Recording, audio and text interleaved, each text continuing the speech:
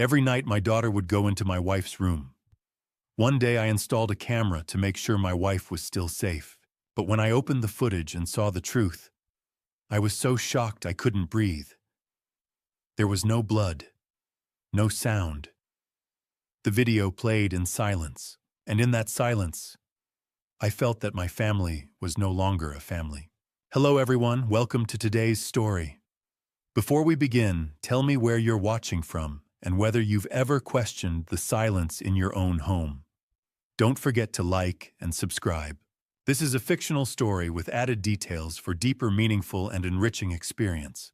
They say a building is only as strong as its foundation, but standing 50 stories above Minneapolis, I realized I'd spent 30 years building steel monuments, while my own home was rotting from the inside out.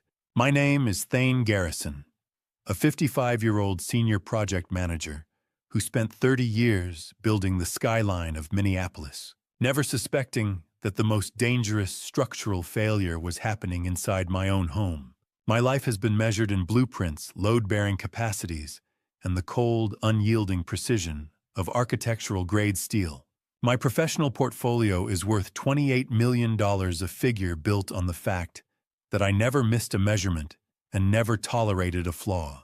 But as I leaned against the glass of the observation deck, the cold wind at 50 stories whistling through the seams of the newly installed panels, I felt a tremor that had nothing to do with the wind load.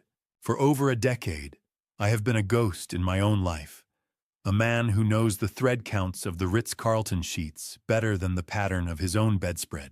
I have spent more time in hotel rooms than in my own bed, sacrificing the warmth of a dinner table for the sterile efficiency of a construction site office. I convinced myself that the $28 million was a shield, a structural reinforcement for the family I left behind in Edina. I told myself that my wife Alara understood the cost of the Garrison legacy, and that my daughter Leonie was proud of the towers her father raised. I believed that as long as the money kept flowing and the foundations remained level, the inhabitants of my life were safe and satisfied. I was a master builder after all. I knew how to manage stress, how to compensate for shifting soil, and how to ensure that everything stayed upright. Have you ever looked at a finished structure and wondered which brick would be the first to fail? I should have asked that about my own daughter. Looking out over the city, the smell of ozone and wet concrete from a nearby pouring site filled my lungs, a scent that usually brought me a sense of peace. Now it just felt heavy. I checked the gold watch on my wrist, a heavy $26,000 weight that felt like a shackle today. I was wrapping up a grueling 3-week stint on a Denver skyscraper project, my mind already drifting toward the flight home. Tomorrow was my 26th anniversary with Alara, 26 years of her being my anchor while I sailed into every storm that promised a higher profit margin. She deserved more than just roses this time. She deserved the man she married, not the project manager who merely visited her between deadlines. I had bought a luxury sapphire necklace in Denver, a piece of jewelry that cost more than most people's homes, convinced that this shimmering blue stone would somehow make up for the thousands of hours I'd been absent. I checked my phone for the 3rd time in an hour. Lainey had sent a short text earlier saying everything was fine at home, but her voice had sounded different on our last call. There was a brittleness to her tone, a lack of the usual warmth that I'd attributed to her just being busy. I pushed the doubt aside, trusting in the stability of the house I'd built. Then the phone buzzed. A ghost in my pocket. It was a notification for a missed call and a voicemail from Alara's phone recorded at 3 in the morning the previous night.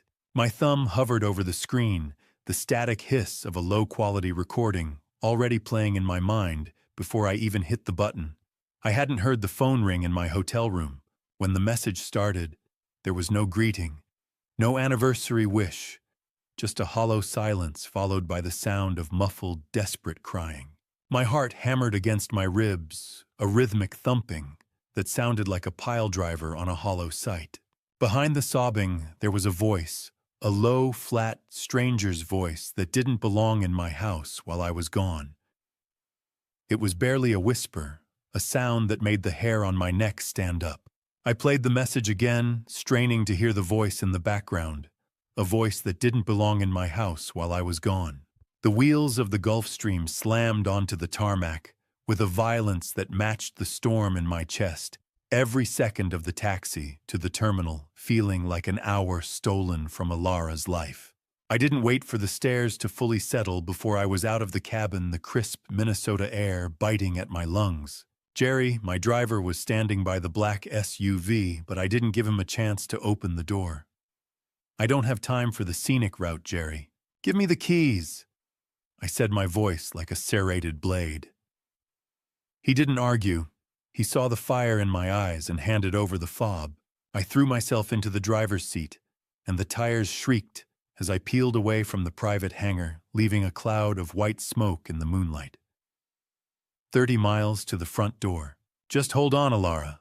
I merged onto Highway 62, weaving through the late evening traffic with a reckless precision I usually reserved for high-stakes site inspections. The 3 a.m. voicemail looped in my head, a haunting soundtrack of muffled sobs and that low, flat stranger's voice. I ran through the logistics of my home security as the mile markers blurred past.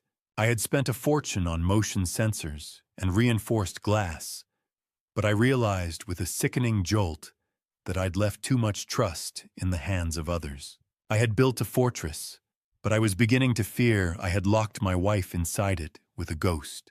You spend your life building walls to keep the world out, but you never think about what happens when the poison is already inside the room. I turned into the gated community in Adina, the SUV bumping over the curb as I accelerated toward our property. The long winding driveway was flanked by skeletal trees, their shadows stretching across the light snowfall like reaching fingers. As the house came into view, my heart sank. It was too dark for an anniversary night. Usually Alara had the entire facade illuminated warm gold spilling from every window to welcome me home. Tonight, only a single flickering light in the upstairs hallway offered any sign of life. I slammed the brakes and barely waited for the engine to die before I was at the front door. I reached for my keys, but my hand stopped. The door was unlocked, unheard of for my security-obsessed household. Someone had been in such a hurry to enter or leave they forgot the deadbolt. I pushed it open, dropping my leather bags on the marble floor with a hollow echo. I was immediately hit by a heavy medicinal smell, antiseptic and stale tea that didn't belong in my home. Ilara Leone. "I'm home early," I called out, but only the wind whistling through the chimney answered me. "Why is it so cold in here?" I moved toward the living room, my boots clicking rhythmically against the hardwood. My wife, Ilara Garrison, 52, sat staring at the garden we had planted together, a ghost of the woman who once commanded every room she entered. She was sitting in a high-backed velvet chair wearing a deep emerald designer gown that hung off her frame as if she had shrunk. Her skin looked gray and translucent, almost papery under the dim, recessed lighting. "Happy anniversary, sweetheart." "I brought the red ones," I whispered, stepping into her line of sight with the bouquet of roses. She flinches away as if I were a stranger, her eyes glassy and unfocused. She didn't look at the flowers. She looked through me. The roses hit the floor. Red petals scattered like blood on the white marble. Who are you?" Leonie said. "No visitors tonight?" She rasped, her voice a fragile shadow of the melodic tone I loved. I reached out, taking her dry, cold hand in mine, desperate for a spark of recognition. As I pulled her sleeve back slightly to find her pulse, I froze. Deep circular bruising was hidden under the silk, looking like someone had held her down with force. The woman who once ran an empire couldn't even recognize her own husband, but the bruises on her wrist told a story that her lips couldn't find the words for. The sharp click-clack of designer heels against the marble foyer cut through the silence like a jackhammer, snapping Alara's head toward the door with a look of terror in her trembling pupils that chilled my marrow. Standing there was Leonie Garrison, my 25-year-old daughter. Her eyes filled with a concern so polished it should have been my first warning sign. She froze for a heartbeat, her hand tightening around a leather folio. "Dad." You weren't supposed to be home until tomorrow," she said, her voice dropping into a register of practiced sorrow. She was across the room in a blur of silk, physically stepping between me and Alara, effectively breaking the contact I was trying to establish. Before I could ask about the bruises I had seen on Alara's wrist, Leonie was already delivering the blow. "It's early onset Thane. Dr. Boyd says it is aggressive. I have been doing everything myself for the last month, so you could focus on the Denver build. I didn't want to break you while you were managing that skyscraper project."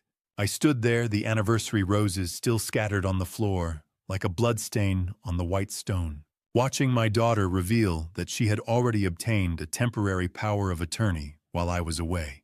She claimed it was medically necessary for immediate treatments, a legal bypass she had engineered while I was 3 states away, trusting her with my life's anchor. I watched her movements, noting how she treated Alara like a broken piece of furniture.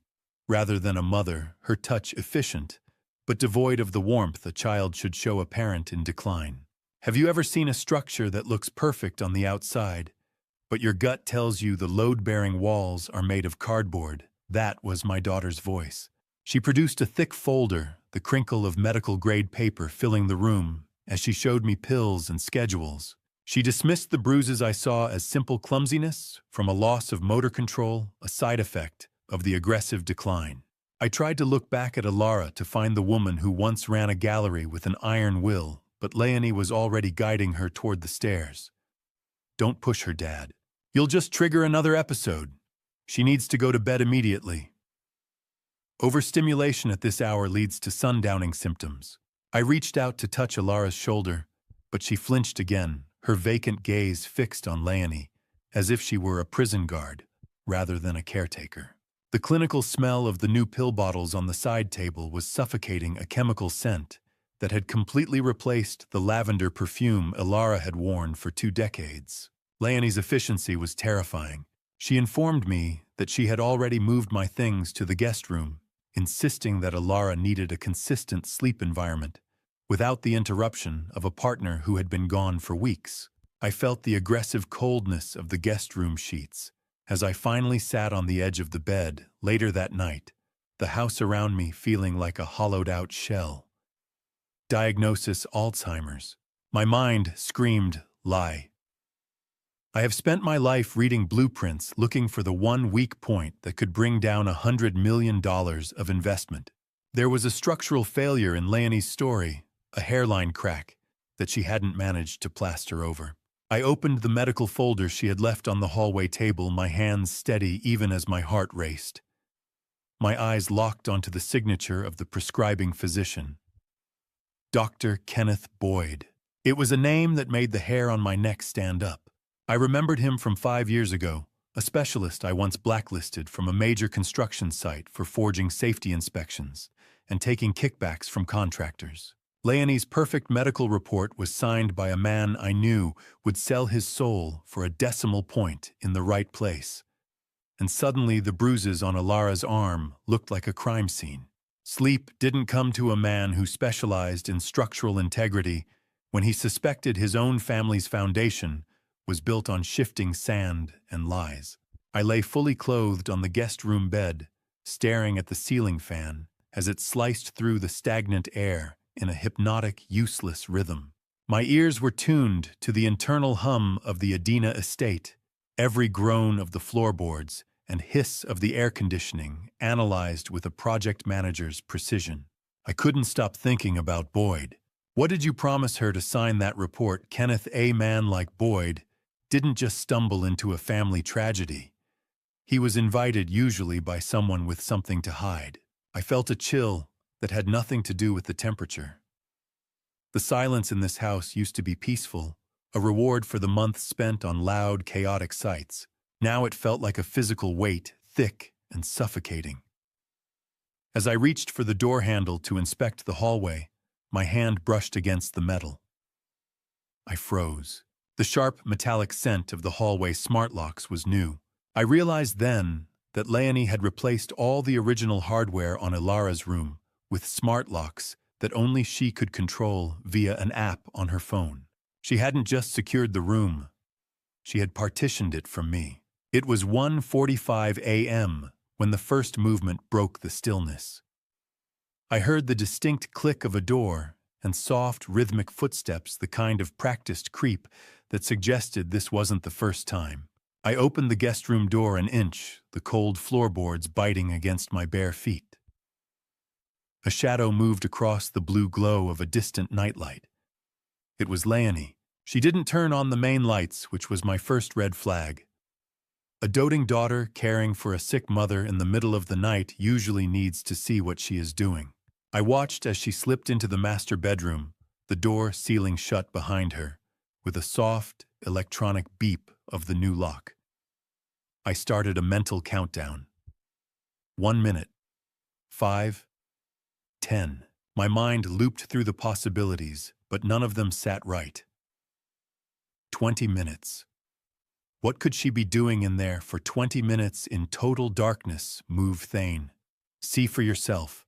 Do you know what it feels like to realize the person you'd take a bullet for is the one pulling the trigger? I crept down the hall, my heart a dull hammer against my ribs, until I was standing right outside the door that used to lead to my sanctuary. I waited.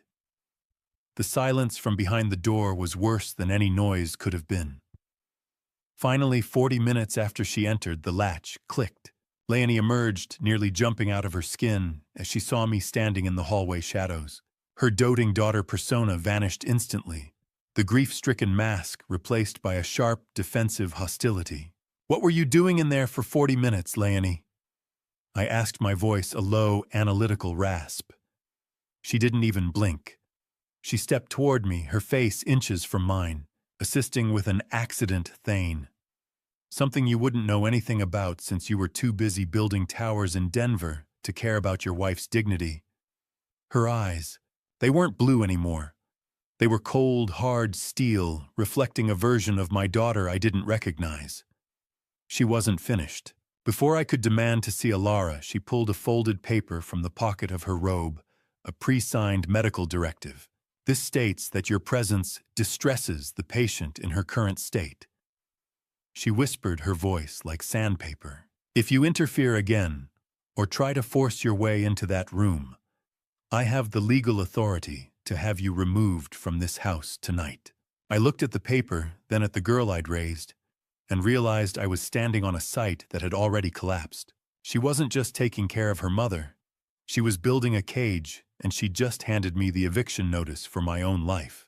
I waited until the soft click of Leonie's door signaled she'd finally retired before I crept into the kitchen, my heart hammering against my ribs like a trapped bird as I began to sift through the remains of our family's life in the trash. The silence of the house was absolute, yet it shrieked with the weight of the secrets I was unearthing. I pulled the heavy plastic trash bags from the bin, the rustle echoing in the cavernous room like thunder. My hands, usually steady enough to calibrate a laser level, trembled as I encountered the smell of stale coffee grounds and sour milk. Digging deeper, I found a receipt for a high-end document shredder purchased the very day I left for Denver, a detail that sat in my gut like lead. Leonie was systematically destroying something: records, memories, perhaps evidence. Then, buried beneath a pile of junk mail, I found a crumpled notice from a high-stakes underground casino. It was a collection demand for a $150,000 personal loan. $150,000. My daughter, the girl I had provided everything for, was bleeding money into a void. Beside the notice lay 3 empty glass vials. They weren't the Alzheimer's medication Leonie had shown me. They were a powerful sedative, the cold, sticky residue on the glass clinging to my skin like a curse. This wasn't healthcare. This was a chemical leash. You think you know your own flesh and blood until you find their name on a debt note that costs more than a human life. The realization that my daughter was financing a gambling addiction with her mother's vitality turned my stomach into a knot of cold fury. I sat on the kitchen floor until the first gray streaks of dawn bled through the windows, feeling more like a scavenger than a master builder. By 8 o'clock, I was in the breakfast nook, watching Alara try to eat. The rattle of a silver spoon against a china bowl was the only sound in the room. Her hands, once capable of restoring delicate oil paintings, were now trembling, blue-veined things that couldn't even manage a mouthful of oatmeal. She was falling apart at a rate that defied any natural logic. People don't just disappear while they're still breathing. Leonie, I said, my voice thick with suppressed rage. Leonie didn't even look up from her tablet, her clinical efficiency, as she wiped a spill from Alara's chin, making my skin crawl. "It's a degenerative condition, Dad," she replied with that sharp, brittle tone. "Maybe if you'd been here you wouldn't be so surprised." She spoke as if Alara were a faulty appliance, an inconvenience to be managed, rather than a woman to be loved. I couldn't stay in that room. I needed to see Alara in the sun, away from the medicinal gloom of the house. I helped her into the garden, her body feeling as light and fragile as balsa wood. We had only taken a few steps across the manicured lawn when her muscles simply gave out. She collapsed against me, a dead weight that I barely managed to catch. Alara wasn't just sick.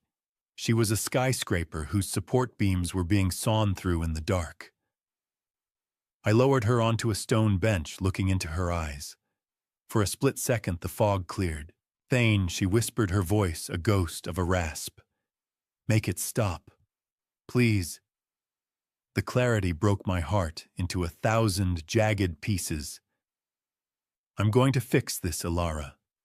I promise." As I gathered her into my arms to carry her back inside, my hand brushed against the hem of her designer gown. I felt something small and hard hidden in the stitching. I reached in and pulled out a miniature digital recorder.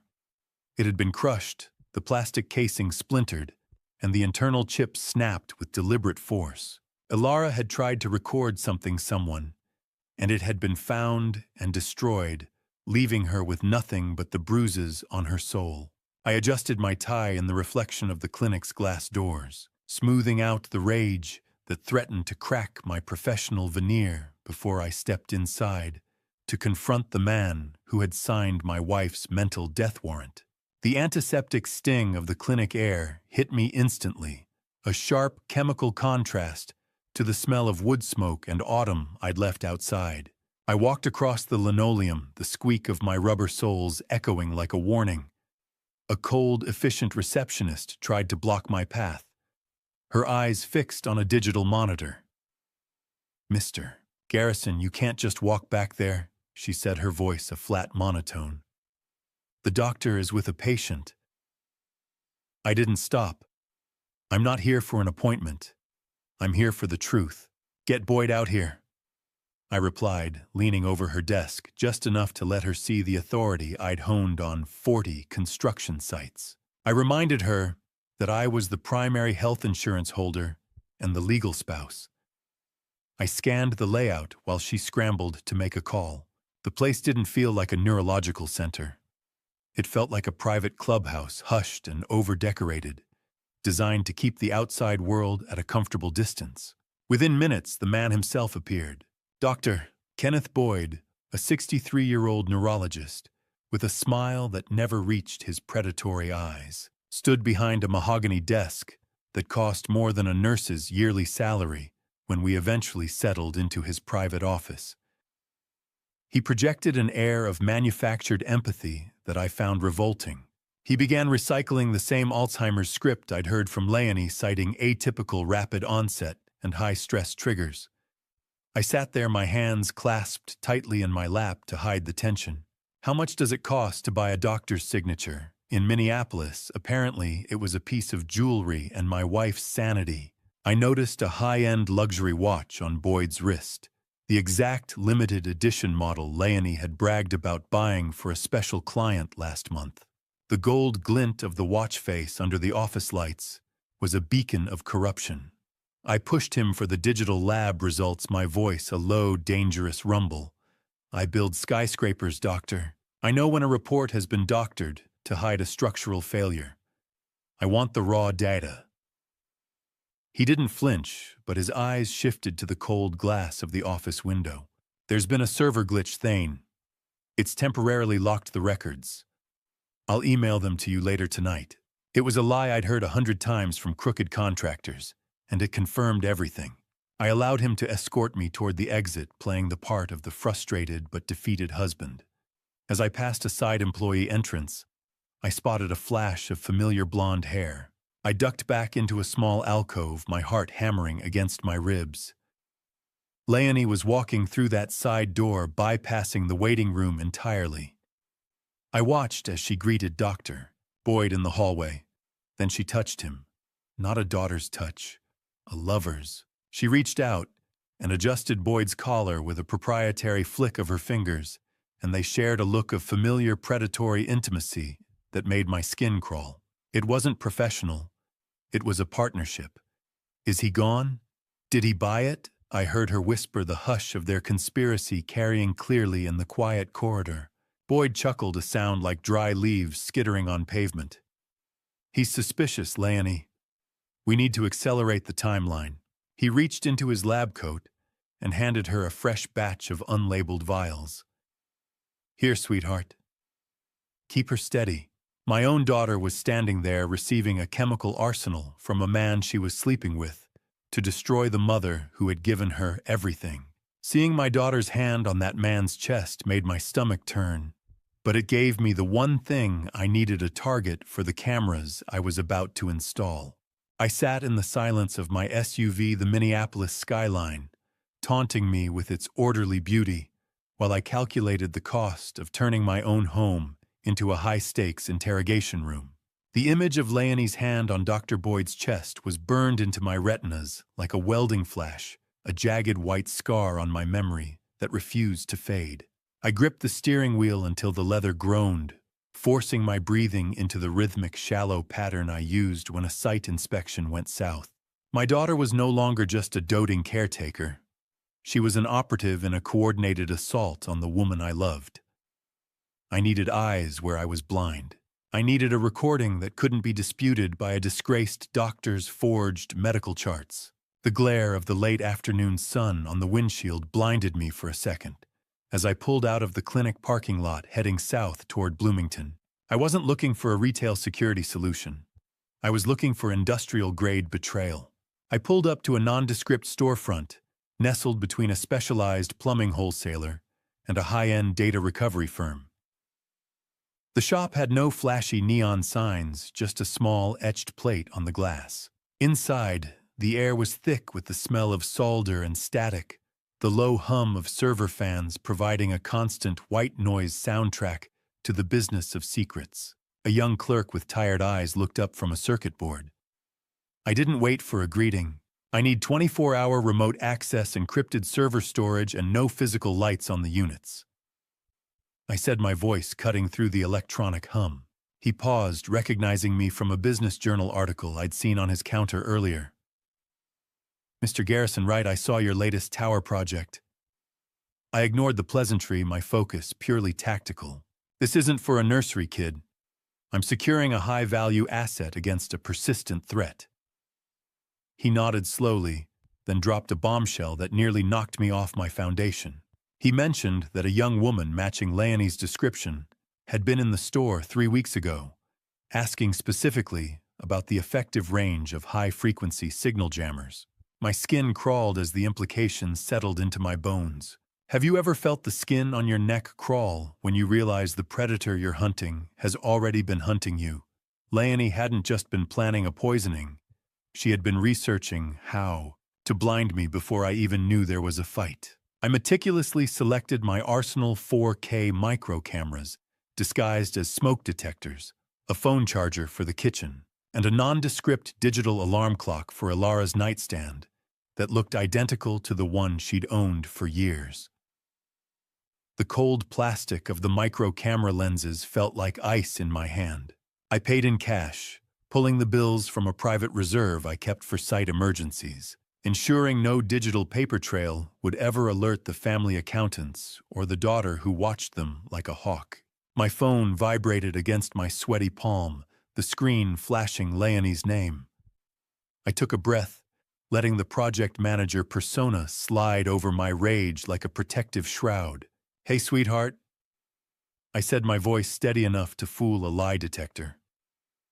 I'm just tied up reviewing site permits for the new phase. I'll be back for dinner. Her reply was saccharine, but I could hear the new edge of confidence beneath the warmth. Mom is resting, Dad. She's so much better when it's just the two of us. Don't rush back. The black bag of cameras on the passenger seat felt heavier than 100 tons of structural steel. It was a weight of proof, a burden of truth. I wasn't sure I was ready to carry, but I had no choice left. As I walked back to the SUV, I opened the demo app on my phone to test the receiver sync. A notification popped up immediately, showing an active unauthorized Bluetooth signal broadcasting from the undercarriage of my own vehicle. My heart stopped. It was a localized tracker, a small magnetic leech fed by my own car's battery. My daughter hadn't just occupied the house.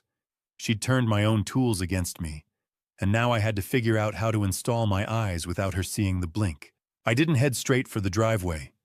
Instead, I pulled into a muddy construction site 2 miles away, crawling under my own SUV with a flashlight between my teeth to rip out the digital parasite my daughter had used to tether me to her lies.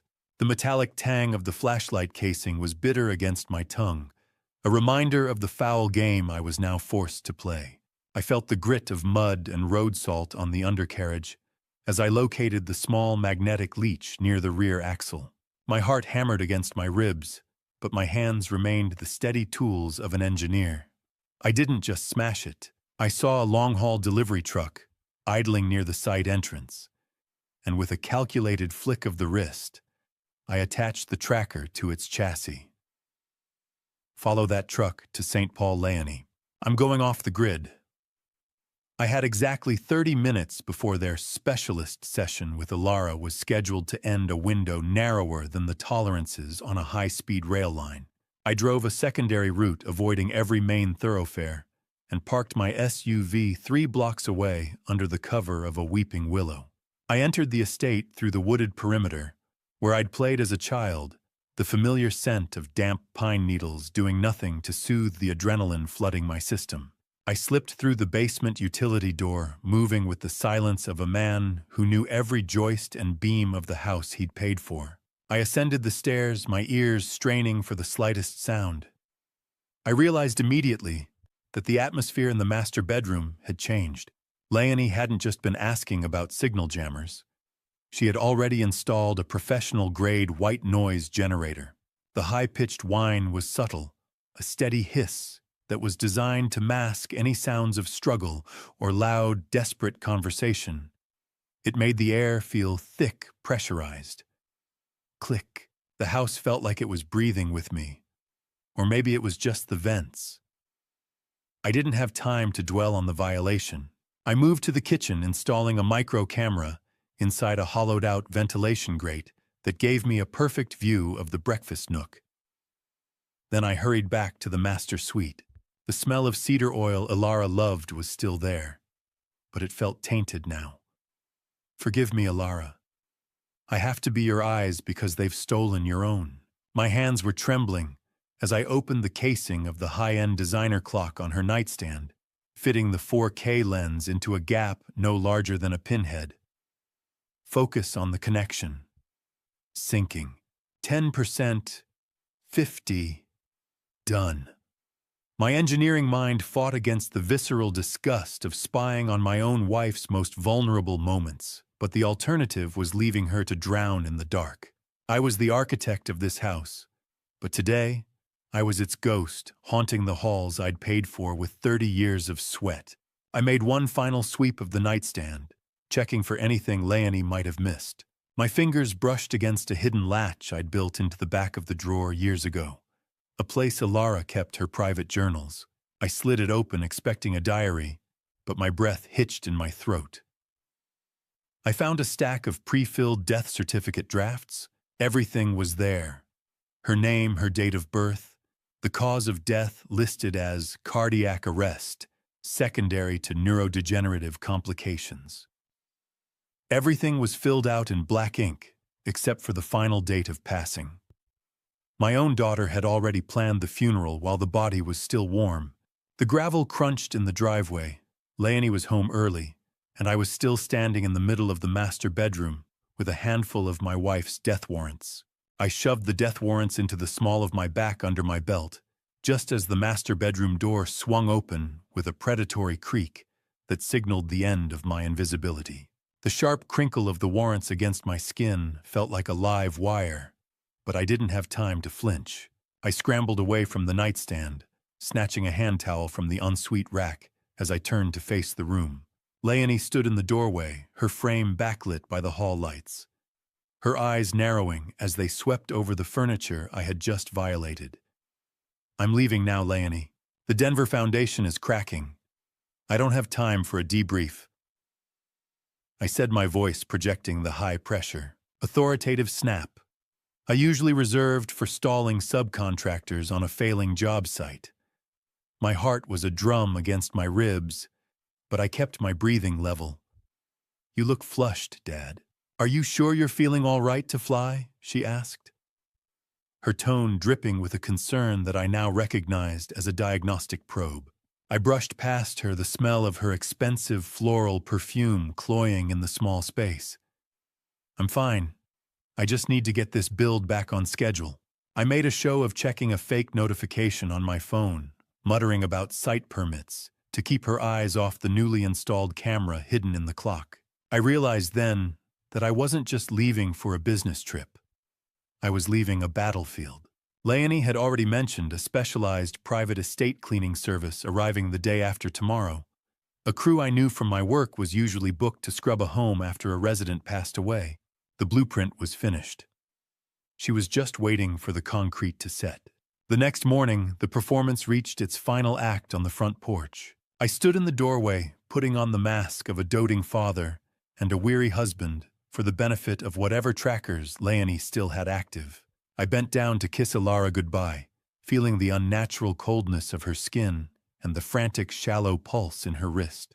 She looked through me, her eyes clouded by whatever chemical leash Leonie was tightening. I reached into my pocket and handed Leonie a large roll of cash, a heavy stack intended for emergency medical expenses. I watched her fingers twitch with a greed she couldn't quite suppress as she tucked the money away. "Take care of her, Leonie.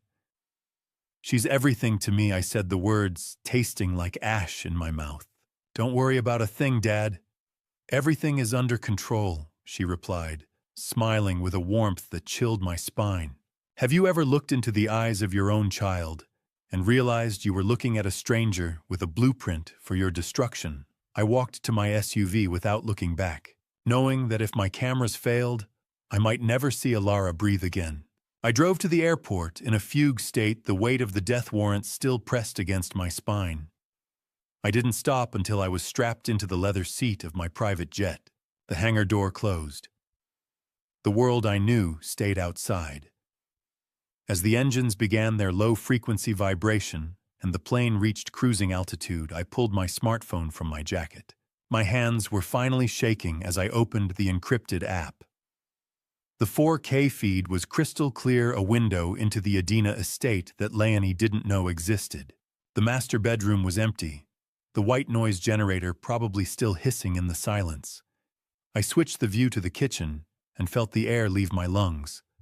Leonie wasn't caring for her mother. She was in the kitchen, her movements fluid and buoyant as she danced to a rhythm only she could hear.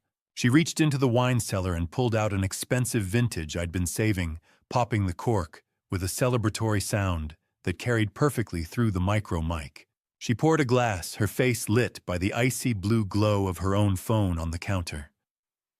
She was talking to someone on speakerphone, her laughter jagged and cold.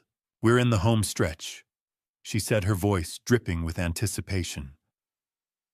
"Dr. Boyd is ready." The 4K feed was crystal clear, and as I watched Leonie lift her glass to the camera she didn't know was there, I heard the voice from the 3 a.m. voicemail finally identify itself on the other end of the line, discussing the payout.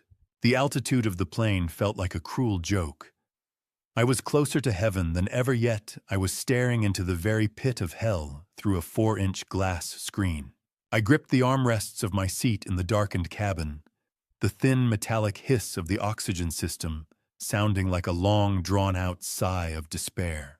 On the tablet propped on my tray table, the 4K feed was so sharp it felt like I could reach out and touch the marble countertops of my own kitchen. Leonie was still there, leaning over her phone on speakerphone, and then the voice on the other end spoke again. My blood turned to ice. Ethan Clark, a 30-year-old, with a razor-thin conscience and a mind for corporate theft, was the man I had stripped of his career 3 years ago.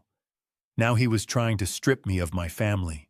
I remembered him as the aggressive young analyst I'd fired for corporate espionage, the one Leonie had recently introduced to me as her financial advisor. She'd claimed he was helping her grow her trust fund, but the conversation I was hearing now had nothing to do with market dividends and everything to do with a liquidation timeline.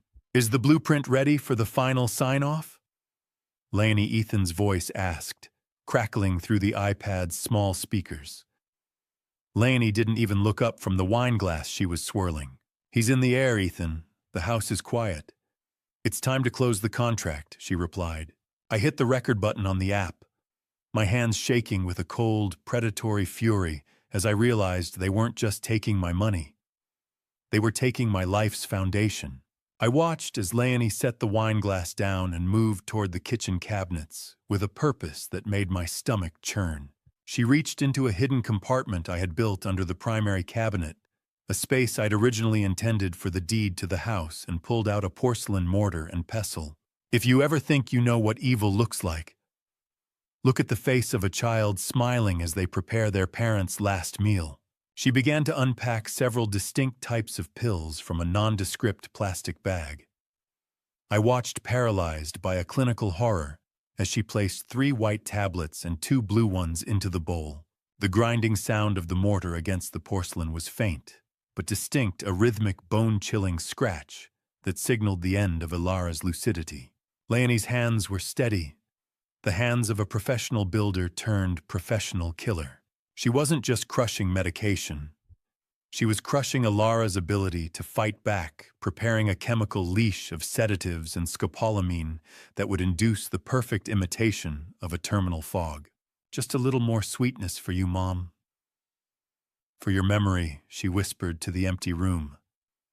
"I'm the only one who takes care of you now." She stirred the white powder into a dark amber dark liquid, her focus absolute. Crush, stir, pour. The mechanics of murder were so simple. It was a structural demolition of a human mind executed with the same precision I used to plan a load-bearing wall. I leaned forward, my face inches from the cold blue glare of the screen. I watched the dark liquid swirl as the powder dissolved, a toxic dark brew that looked like nothing more than an evening comfort. Leonie checked the digital chime of her watch, a sharp sound that echoed in the quiet kitchen. I realized then that this wasn't just a casual evening ritual. It was a synchronized act. She was timing the dosage with Ethan's arrival at the estate's perimeter. The plan was moving at a pace that suggested they had a deadline I hadn't yet calculated.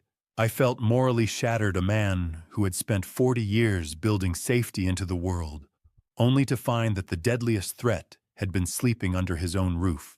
Leonie picked up the tray, arranging the cup and a small plate of crackers with a doting care that made me want to scream.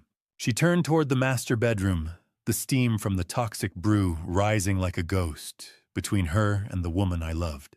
I gripped the armrests of my seat so hard, the leather groaned, watching through a 4K lens as Leonie pushed open the master bedroom door, the steam from that poisonous tea curling around her like a shroud.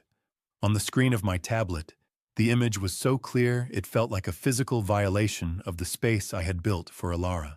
I saw my wife lying back against the pillows, her movements slow and thick, her eyes already swimming in a chemical haze. Leonie didn't hesitate. She sat on the edge of the bed and forced a dazed Ilara to sit up, holding the porcelain cup to her lips with a tenderness that was more terrifying than a blade. Ilara tried to resist, her hand trembling as she pushed weakly at the saucer. "It tastes wrong, Leonie. It's metallic. Where is Thane?" My wife whispered, her voice a fragile rasp that made my heart shatter. Leonie didn't miss a beat, her face a mask of doting concern as she leaned in closer. "Drink it all, Mom. It's just a new honey blend the doctor sent over. You know how the episodes get when you skip your medicine. You're just confused again. I watched as Leonie revealed that she had been intercepting my calls for months, using a voice cloning app to convince Ilara that I was too busy with the Denver build to speak with her. She was erasing me from Ilara's mind, while poisoning her body a double-layered demolition that left me reeling in the cabin of the jet. I watched my wife's final moments of lucidity slip away as she drained the cup. The sedatives were aggressive, and within minutes, Ilara's drug-heavy eyelids began to flutter her head, eventually lolling back against the pillows as her breathing became a shallow, ragged ghost of its former self. Leonie stood over her for a moment, her eyes cold and clinical, before she adjusted the white noise generator. The faint, rhythmic hiss of the machine filled the silence of the room, masking the sounds of the house. Ilara wasn't a person to them anymore. She was just a structural obstacle, a piece of old timber that needed to be cleared for the new build.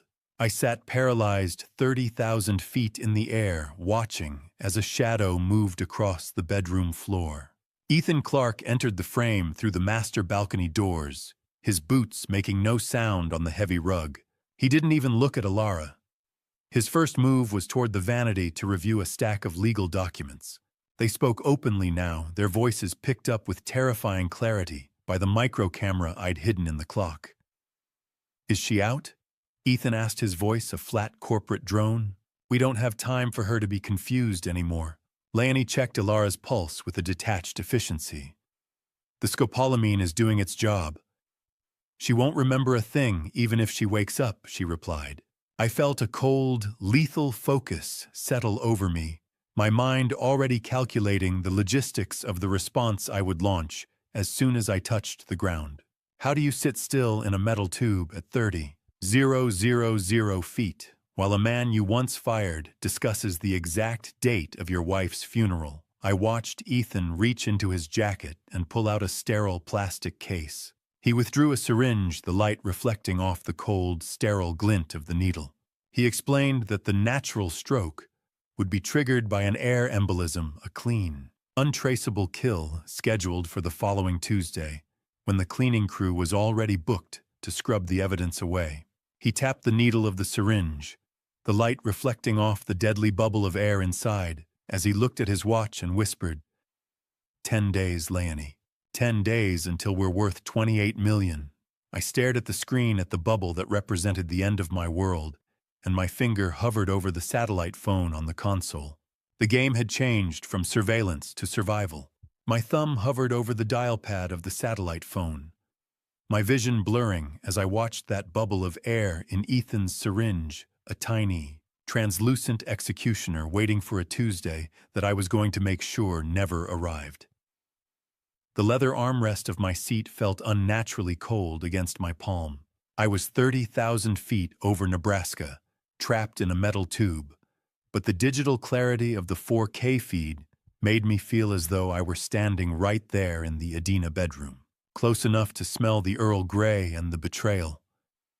I didn't hesitate.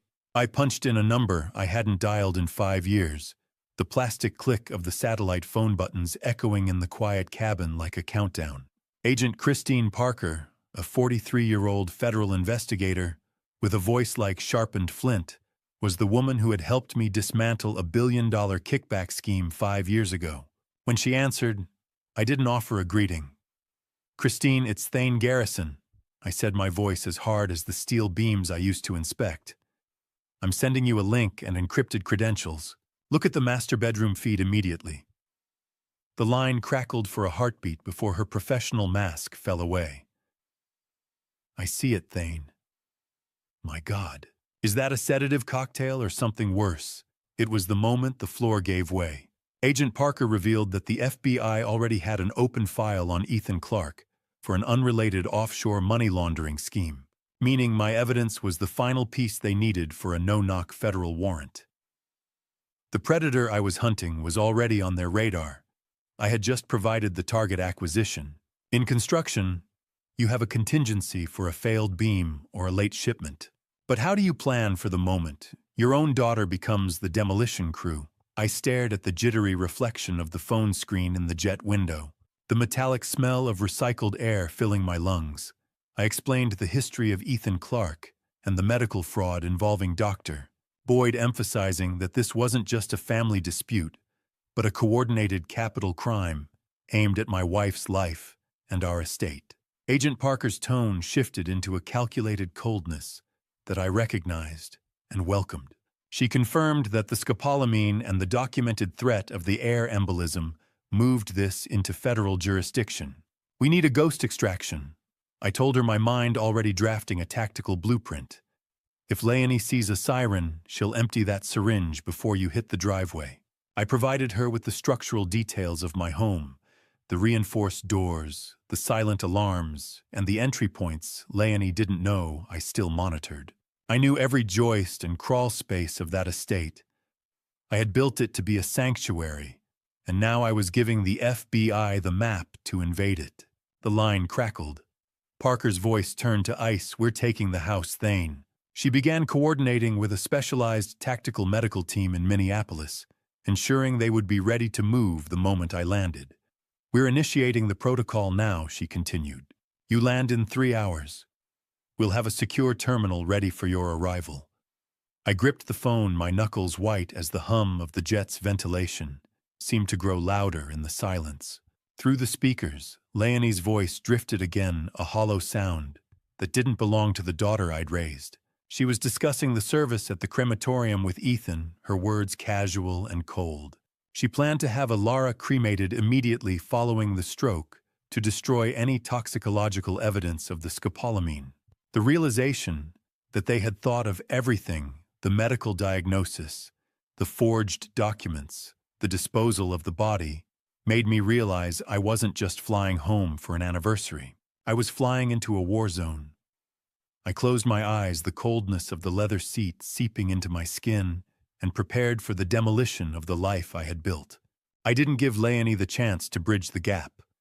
I moved with the explosive force of a controlled demolition, twisting the steak knife from her hand before her sociopathic brain could even register my presence. She let out a sharp, indignant yelp, but I ignored her, passing the blade to Beckett and leaving him to keep Leonie and Ethan pinned against the stainless steel cabinets of the kitchen. My focus was upstairs, drawn by that weak, rhythmic coughing that signaled the structural failure of my wife's health. I sprinted up the oak staircase, the sounds of the struggle in the kitchen fading behind me. When I reached the master suite, I found the door locked from the outside, a physical manifestation of the cage Leonie had built to keep her mother contained. I didn't reach for my keys. I took a sharp intake of breath, braced my shoulder, and utilized 30 years of knowing exactly where a frame was weakest to hit the door with everything I had. I felt the wood splinter and give way under my weight, the door swinging open to reveal a room that smelled of stale air and chemical decay. I found Alara in the darkness, her skin a sickly gray under the dim moonlight. I'm here, Alara. The builder is back. I whispered, my heart fracturing as I saw her vacant gaze. Thane, she rasped her voice, barely a thread. Is it? Finally Tuesday, I realized then that Leonie had even removed the smoke detectors in the room, stripping away every possible way for Alara to signal the outside world for help. Crash. The door gave way. The lie followed. I didn't waste a second. I pulled a heavy wool duvet from the foot of the bed and wrapped Alara's frail, shivering body in it, lifting her into my arms. I was stunned by how light she had become, as if her very essence had been hollowed out under Leonie's care. As I carried her back toward the stairs, the front doors of the estate were kicked open, and Agent Christine Parker led a flood of FBI agents into the foyer. The blinding blue and red strobe of the police lights outside cut through the house like a searchlight. Thane, we have the medical unit on the perimeter, Parker shouted over the chaos, her voice a steady anchor. I didn't stop to explain. I bypassed the agents who were already zip-tying Ethan in the kitchen, focused only on the frail woman in my arms.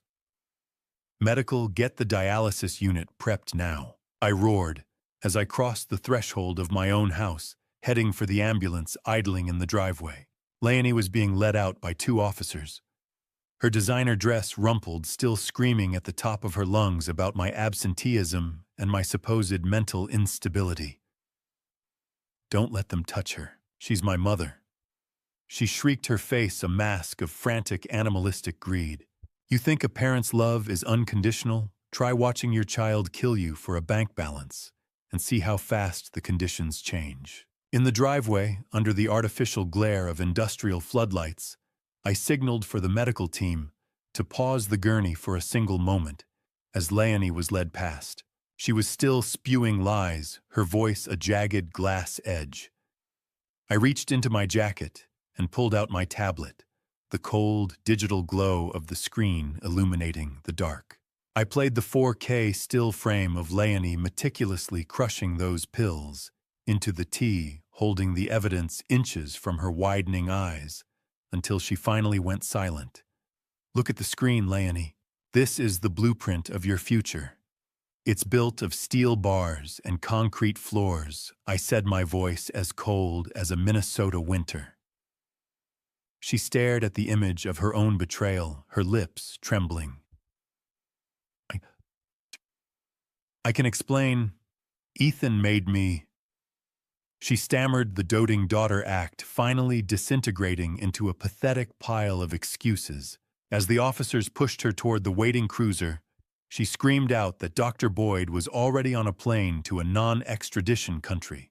I watched her go, knowing she was unaware that I had already coordinated with Agent Parker to intercept the doctor's flight path over the Atlantic. I watched the cruiser pull away, but as I turned back to the ambulance, Agent Parker whispered that the toxins in Alara's blood were even more complex than the initial labs suggested.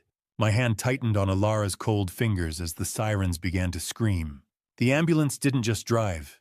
It tore through the midnight streets of Edina, a streak of white and red fury that felt like the only thing keeping my wife's fading heartbeat from flatlining into the Minnesota frost.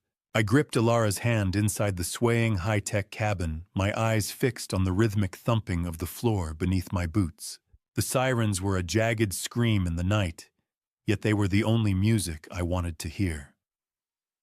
A lead paramedic, his face tight with focus, leaned over a monitor. "Her vitals are bottoming out. We need a direct line to toxicology," he shouted. I learned right then that the ambulance Leonie had on standby for her planned Tuesday stroke wasn't a medical vehicle at all, but a private transport owned by one of Ethan Clark's shell companies. It had been a hearse in waiting. "Stay with me, Alara. I just got you back. Don't you dare leave me now," I whispered, though my voice was nearly lost in the metallic howl of the vehicle. I was haunted by the warning Agent Parker had whispered earlier. Complex toxins. I watched the paramedics struggle to stabilize Alara's plummeting blood pressure, and I realized that while I had won the physical battle at our home, the chemical war inside my wife's body was only just reaching its most lethal phase. You spend your life calculating the load-bearing capacity of steel, but nothing prepares you for the moment you have to calculate the survival odds of your own soul. The ambulance slid into the bay of a secure, undisclosed hospital floor, prepped by the FBI, the screech of gurney wheels on polished tiles echoing like a gunshot. The smell of ozone and industrial-grade disinfectant hit me as we moved through the flickering, fluorescent lights of the intake bay. I was abruptly barred from the emergency detox suite as a team of specialists took over. "Mr. Garrison, you need to step back. We are moving to full-body dialysis," a voice commanded. I stood in the hallway, pressed against the cold wall, watching through a small glass pane as they initiated a rapid-sequence intubation. I watched them work on her, a flurry of blue scrubs and silver instruments, and the isolation felt heavier than any skyscraper I had ever raised. "Tell me she's going to wake up. Just tell me that," I begged a passing nurse. But she didn't even look up. The machinery hummed, the monitors beeped, and I was left with the silence that only exists in hospitals and morgues. Hours bled into the early morning before a doctor finally emerged. "Doctor," Elena Ortiz, a 50-year-old toxicologist with eyes that had seen the worst of human cruelty, gripped her clipboard like a shield as she approached me. Her face was a mask of exhausted professional concern. It wasn't just a poisoning thane. It was a chemical erasure, she said, her voice dropping into a low, somber tone. She revealed that the complex toxins weren't just simple sedatives. They were a calculated neurodegenerative cocktail designed to mimic Alzheimer's, while slowly and systematically shutting down the central nervous system. Ilara had been less than 72 hours away from a total system collapse. Then she delivered the crushing news that made the world tilt on its axis. The specific scopolamine concentration found in Ilara's system could only have been sourced from a high-security research facility, pointing to a much larger criminal network than just a rogue doctor and a greedy daughter. Even if we clear her blood, the mind we remember. It might not come back entirely, she whispered. I sat alone in the sterile waiting room, the cold, stale taste of hospital coffee like ash in my mouth. I sat on that plastic chair, the scent of antiseptic burning my throat, as I realized the $28 million wasn't just a payout for Leonie. It was the buy-in for something much darker. Agent Parker's heels clicked against the sterile tile with the rhythm of a firing squad as she walked toward me, her face illuminated by the cold blue glow of a laptop screen that held the price tag for my wife's life. I sat in the corner of the secure waiting room, my back against the unforgiving plastic of the chair, feeling the weight of the last few hours settle into my marrow. The smell of industrial floor wax was thick in the air, a scent I usually associated with a finished lobby, but now it felt like the smell of an ending. I watched the blue-tinted shadows under Parker's eyes as she sat across from me, the hum of the laptop fan, the only sound in the small windowless space.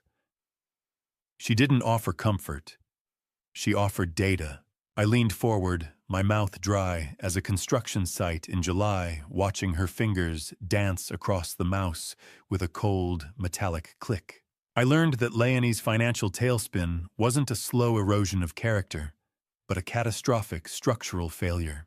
The forensic report showed a series of massive wire transfers to an offshore gambling syndicate known as the Red Vault. My daughter hadn't just made a mistake. She had been trapped. Her debt didn't come from a series of bad hands over a lifetime. It was a single weekend loss in a rigged game designed specifically to trap wealthy heirs with deep trusts and even deeper insecurities. $4 million in gambling debt? I rasped, my voice sounding like gravel under a tread. How did she even get through the door? They didn't want your money, Thane Parker replied, her voice as flat as a spirit level. They wanted the interest on your wife's pulse. To a builder, a spreadsheet is a promise of completion. To these monsters, it was a ledger of a slow-motion execution. Parker clicked into a specific encrypted file found on Ethan Clark's server, and the air in my lungs felt like it had turned to concrete. The document was titled Garrison Liquidation. It was a cold, mechanical blueprint for the dismantling of my entire existence. I watched the columns scroll by Ilara's jewelry with estimated resale values, the inventory of her art gallery, and even the Adina estate with projected auction dates. They had an auction date for her engagement ring, I whispered, staring at the screen where the symbol of my life's commitment was reduced to a SKU number. It's scheduled for next month. Ethan wasn't the lover Thane. He was the liquidator. He was the bridge between your daughter and the syndicate. The most horrifying column on the sheet was labeled D+date. I realized with a sickening jolt that it was a calculation of how quickly the trust would clear after a confirmed natural passing. They had timed her death to maximize their profit margins, ensuring the insurance and the trust would pay out before any forensic questions could be raised. I felt a calculated fury rising in my chest, a cold, strategic realization that the daughter I had raised had sold the blueprints of our home to the very wolves at the door. How do you explain to a man who built a legacy that his own blood sold the blueprints for scraps. I stared at the screen, my mind already calculating the counter-demolition I was going to launch. But as Parker scrolled further into the syndicate's contact list, I saw a name that made the world tilt on its axis. It wasn't just a list of criminals and gamblers. I recognized the name of a rival developer, a man I'd shared cocktails with at the country club for years. This was the same man who had been trying to force me into a merger, a hostile takeover of my firm that I had resisted at every turn. I realized then that my daughter was just the tool he had used to break my foundation. He hadn't just wanted my company. He had wanted my family's total destruction to clear the path for his own. I stared at the name on the screen, a man I'd shared cocktails with at the country club, and realized that my daughter was just the tool he used to break my foundation. I watched the clinical white of Dr. Boyd's office transform into a sea of tactical black and blue, my tablet screen capturing the exact moment the architect of Alara's misery realized his tenure as a god in a white coat was officially over. I was sitting in a nondescript FBI surveillance van 2 blocks away, the hum of the cooling fans and the smell of stale coffee grounding me as the raid began. Through the hidden security feed I had patched into, I saw Dr. Kenneth Boyd freeze. He wasn't looking at a patient. He was staring at a proximity sensor alert on his phone. His disheveled silver hair caught the light as he scrambled toward a heavy-duty shredder in the corner. The rhythmic whir of the document shredder started up a desperate grinding sound as he began feeding Alara's real medical records into the teeth of the machine. Secure the servers. Don't let him wipe the patient logs. Agent Parker's voice crackled through the comms. The tactical team burst through the reinforced oak doors, but Boyd was a man who had built his own sewer exits. He managed to slip through a pre-planned escape hatch, hidden behind the vanity in his private bathroom. "He's in the wall, check for a service elevator," a voice screamed. I discovered right then that Boyd wasn't just planning a simple flight. He had a dead man's switch in his cloud storage set to release Alara's falsified Alzheimer's records to the public if he didn't check in every 6 hours. He had intended to bury her reputation, even if he couldn't bury her body. A rat always knows where the sewer exits are, and Boyd had spent years digging his tunnels under the cover of his Hippocratic oath. I received a frantic update from Agent Parker that Boyd's burner phone had just pinged at a private airstrip near St. Paul. I didn't wait for permission. I threw my SUV into gear, my mind calculating the doctor's flight path based on the fuel capacity of the small Cirrus jet I knew was registered to one of Ethan's shell companies. The cold bite of the autumn Minnesota wind whipped against my face as I raced toward the airfield, the sky a bruised purple over the horizon. I arrived at the perimeter fence just as the first wave of FBI cruisers swerved onto the runway, their sirens a jagged howl. "He's got a flight plan for the Bahamas. We have 3 minutes before he's in the air."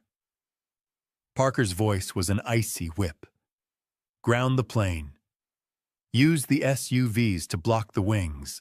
I watched from the fence line, my knuckles white against the chain link, as the black cruisers pinned the small jet against the massive steel hangar doors. Tires screamed. The jet braked. The sky was closed for business. The whine of the jet turbine died down into a pathetic whistle, and the smell of aviation fuel and burnt rubber filled the air. I saw the cockpit door fly open. Dr. Boyd was pulled from the seat by 3 tactical agents, his expensive silk shirt stained with jet fuel and grease. He looked like a broken man, but his eyes were still full of venom. As they dragged him across the concrete toward the lead cruiser, he began to scream, his voice cracking with a frantic, high-pitched desperation. It was Leonie. She was the one who suggested the air embolism. He shrieked, his face contorted with terror. She was the alpha. I only provided the tools. I stood there watching the man who had tried to erase my wife's soul, and I felt a cold sense of closure that offered no comfort. Boyd was face down on the concrete, his disheveled silver hair matted with sweat. But the look he gave me as he was dragged away told me that the dead man's switch had already been triggered. I checked my phone. The first news alerts were already popping up, headlines screaming about the secret mental decline of the Garrison matriarch. The structural damage to Ilara's life was now being broadcast to the very world she had spent decades trying to inspire. I didn't have time to celebrate Boyd's arrest. As I stepped back into Ilara's hospital room, my phone erupted with notifications. The dead man's switch had released a flood of falsified psychiatric reports to every major donor of our family foundation. The vibration in my pocket felt like a frantic mechanical heartbeat, a warning that the structural integrity of Ilara's reputation was being systematically demolished. I stood by the bed, the smell of ozone and disinfectant sharp in my nostrils, as Agent Parker and I reviewed the data dump. It was a masterpiece of character assassination. The files contained fabricated neurological assessments, suggesting Ilara had been suffering from progressive dementia for years, and that I had been hiding her to maintain control of the Garrison. Trust. She didn't just want her dead Parker. She wanted her legacy erased. I rasped, my fury tightening into a cold, hard knot. I realized this was Leonie's ultimate contingency to destroy Ilara's credibility, so that any testimony she gave would be dismissed as the delusional ramblings of a broken mind. Parker didn't look up from the screen, her face set in a grim line.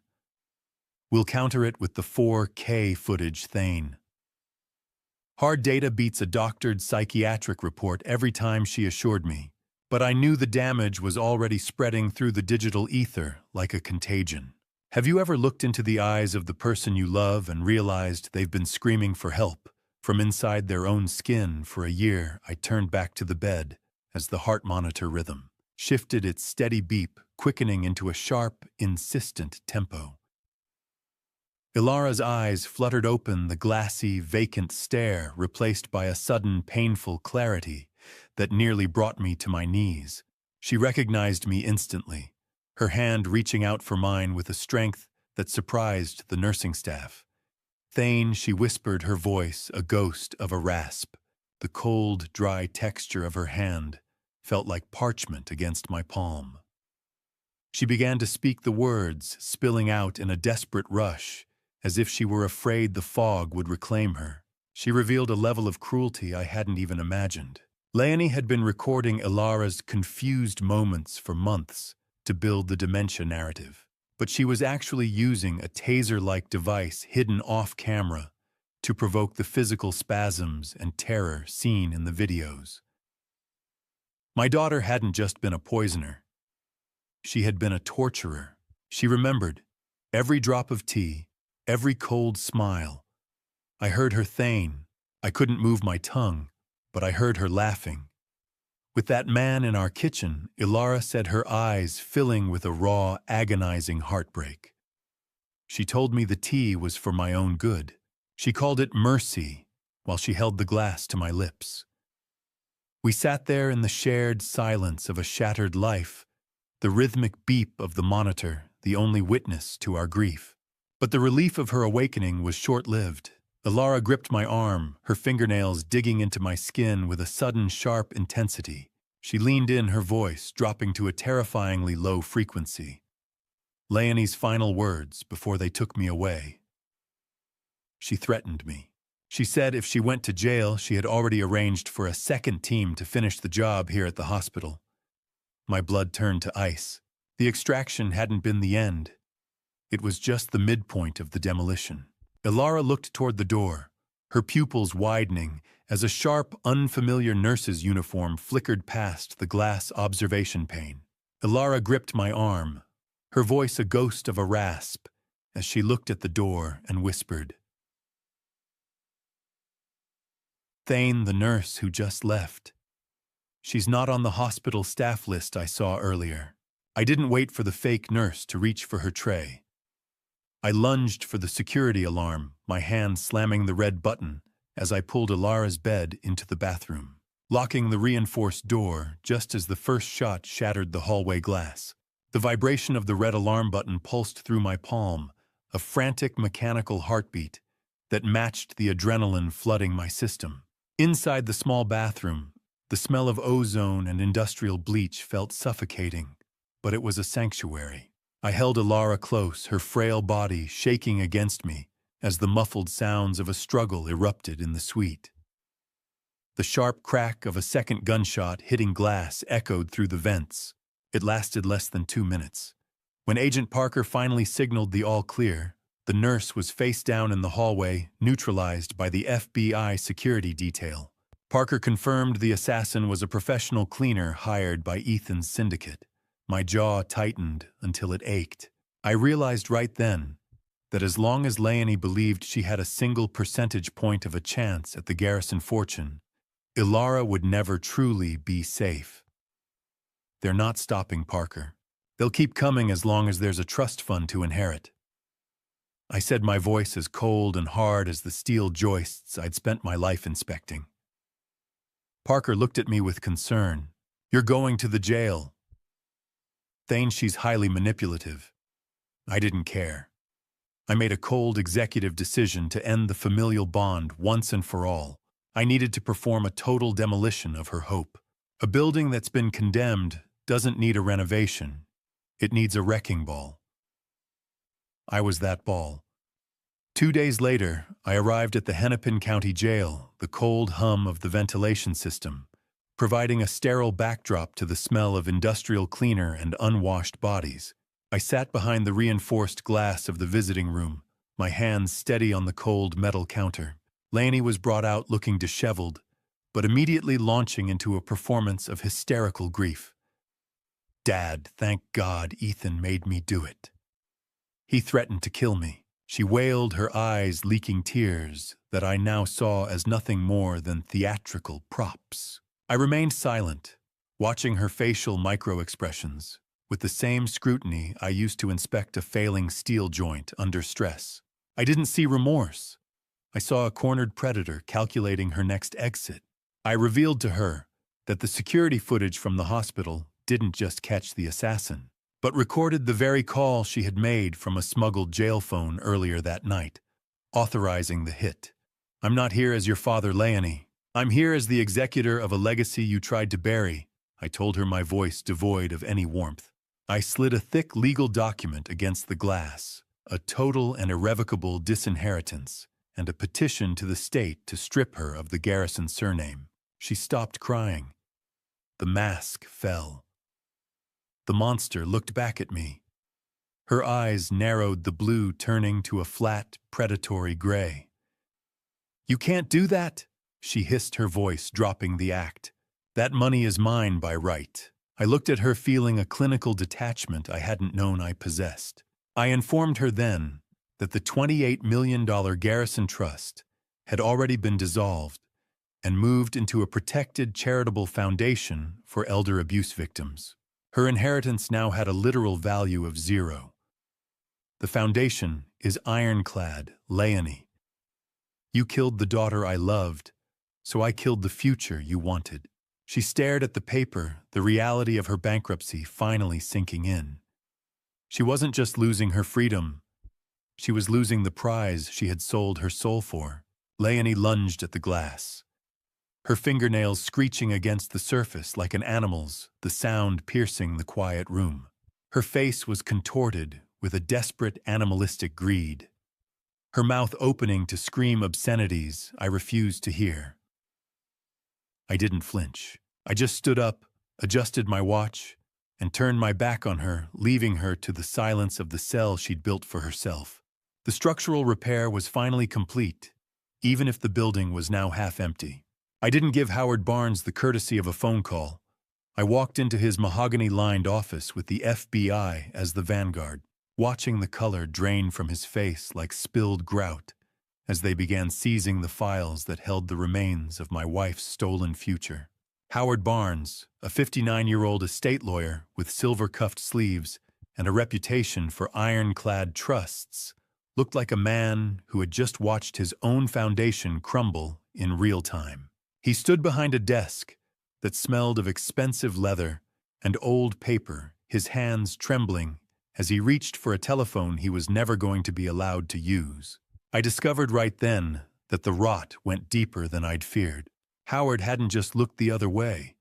He had a secondary insurance policy on my own life taken out by Leonie, which would have tripled his payout if Ilara's death had been followed by my own accidental suicide. I watched Agent Parker's team move through the space, their blue FBI windbreakers, a sharp clinical contrast against the warm mahogany walls. They uncovered a vault of falsified documents, including the original trust amendment Leonie had forced Ilara to sign. It was already stamped and notarized by Barnes, despite the fact that Ilara hadn't stepped foot in this building for over a year. "I've represented you for 20 years, Thane. You can't do this." Howard stammered, his voice cracking with the cold, metallic taste of fear. I leaned over his desk, my gaze level and unforgiving. "You didn't represent me, Howard. You represented the price of your own silence. How many years of friendship is a man's soul worth?" For Howard, the answer was $50,000 and a seat on a board that didn't exist. I watched as they hauled him out, realizing he had been laundering Leonie's gambling allowance through fake corporate expenses for years. He was the legal pillar that had allowed the poison to spread. As we exited the building, the air of downtown Minneapolis was thick with the blinding pop of camera flashes. The local news crews had arrived like vultures to a carcass, tipped off by the commotion of the raid. The Adina poisoning headline was already spreading like a structural fire through social media. I threw myself into the back of the SUV, the heavy door thudding shut to provide a temporary barrier against the chaos. "Turn off the radio, Thane.